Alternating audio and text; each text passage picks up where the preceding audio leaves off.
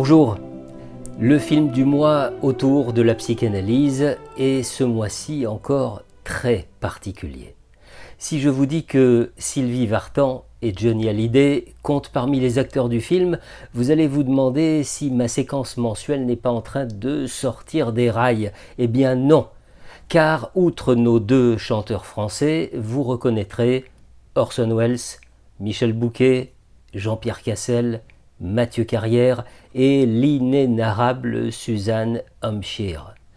Voici donc Malpertuis, film de 1972 signé Harry Kummel, fruit d'une collaboration entre la Belgique, la France et la RFA et inspiré du chef-d'œuvre de Jean Ray, un des plus grands maîtres du fantastique du XXe siècle. Alors pourquoi le choix de ce film ? D'abord parce qu'il évoque une psychopathologie sur laquelle il est toujours passionnant de s'interroger.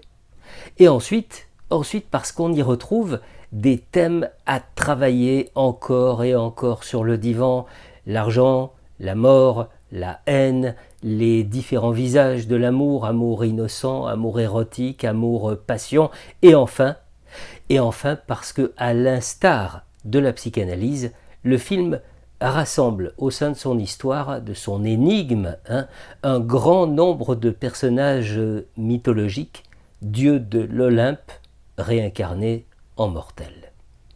Quelques mots à propos de l'histoire. Yann, un jeune marin, revient dans sa ville natale, un port des Flandres, que certains parmi vous, amoureux du plat pays, reconnaîtront comme un mélange de Ostende, Bruges et Gand.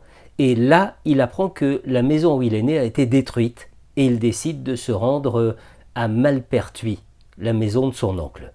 Mais il se perd dans les rues du port, il arrive dans le quartier chaud où, pris dans une bagarre, il est assommé.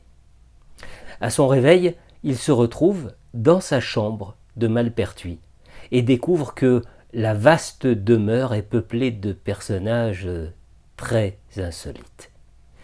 Si le film prend des libertés avec le roman de Jean Ray, il en conserve néanmoins l'inquiétante étrangeté, les ambiances lourdes et poétiques à la fois que le romancier savait manier en une alliance très alchimique. Et il en conserve surtout la stupéfiante révélation finale. Encore un mot pour vous dire que l'impressionnante distribution n'est pas le seul point à souligner.